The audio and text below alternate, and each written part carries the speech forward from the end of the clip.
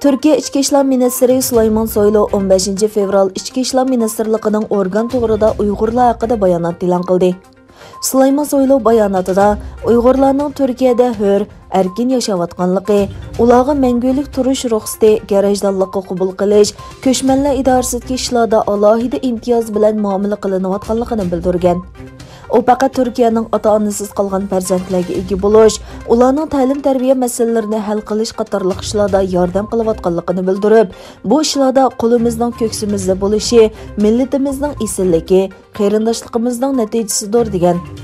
Uning ta'kidlashicha, Uyg'urlar okeanning u tarafida planlangan xalqaro to'qinish sababchi qilinmoqchi bo'lgan. Ular chekayotgan iztirob, zulmlarni xalqaro sistemasining suiiste'mol qilishidan hazar aylishi kerak ekan. Lekin u Uyg'urlarning nima uchun Xitoy konsulxonasiga iltimos sunishiga ruxsat qilmaydiganligini, nima uchun Uyg'ur lager qurbonlarining oila a'zolarini nazarband qilganligiga tushuncha bermagan.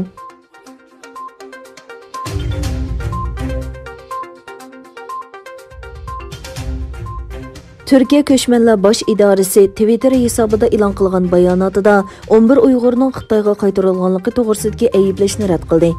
Yaqında bir qism Türkiye xabar tor beketlari va ijtimoiy taratqular soxta pasport bilan Turkiyaga kelgan 11 Uyg'urning Xitoyga qaytarib etilganligini o'tirg'a qo'ygan edi.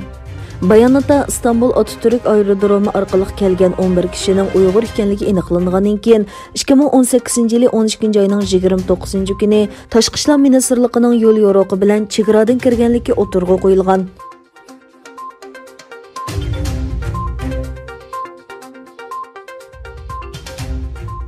Kanada Xitoyni o'z ichiga olgan bir qism davlatlarning chet elliklarni qo'lga ilib diplomatik savdo vositasi qilish qilmishini aybladi. Hozirgacha 58 davlat cheklash kuchiga ega bo'lmagan bu tashabbusga imzo qo'ygan bo'lib, Kanada Tashqi ishlar ministri Mark Garneau bu xil qilmishni qabul qilg'ili bo'lmaydigan harakat deb tasvirlagan. Ministr Garneau Reuters agentligiga mundoq degan: kishilarni oilasidan elib chiqib, savdolashish vositasi o'rinda ishlatish qonunsizlik va axloqsizlik. U davlati boshchiligida qilgan bu harakatning xalqarodagi tunji bir o'rnak ekanligini aytgan.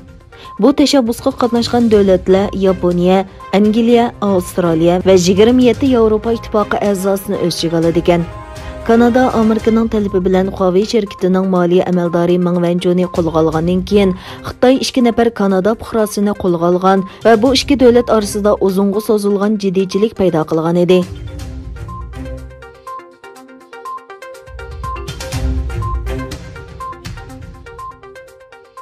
Angliyada Avam palatasi davlat mudofaa sanoatiga saylangan chet el mablag'ining bo'libmi Rossiya va Xitoy solgan mablag'ining elib keladigan xavfini ta'kidlab, tezdan tadbir qo'llanishi kerakligini o'tirib qo'ydi.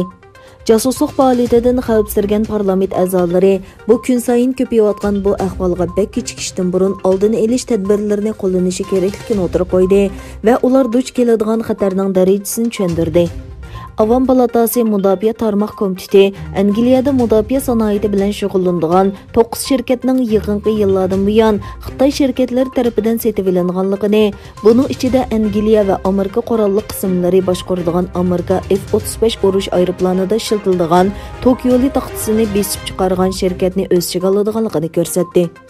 Parlament a'zolari hukumatga xitob qilib, Xitoy va Rossiyaning Angliya qurolli qismlarini uskunlar bilan ta'minlashga aralashishni cheklashga chaqirdi.